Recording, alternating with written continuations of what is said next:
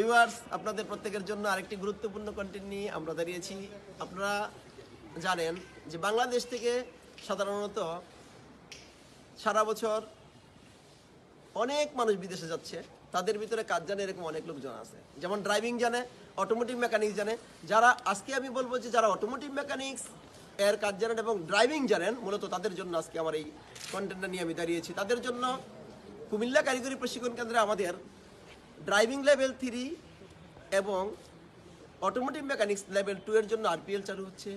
এই আরপিএলটা যদি আপনারা করতে চান তাহলে অবশ্যই আমার সাথে সরাসরি যোগাযোগ করবেন।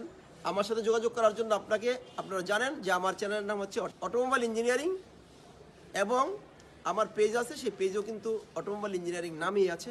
সুতরাং আপনারা এই দুই জায়গায় গেলে আমার ফোন নাম্বার পাবেন।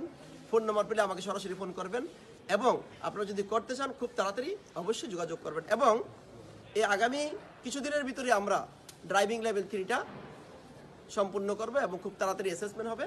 আপনারা খুব দ্রুত যোগাযোগ করবেন। এবং অটোমোটিভ মেকানিক্স লেভেল 2 আমরা পর্যায়ক্রমে অবশ্যই অটোমোটিভ মেকানিক্স লেভেল 2 এর আরপিএল আমরা করব।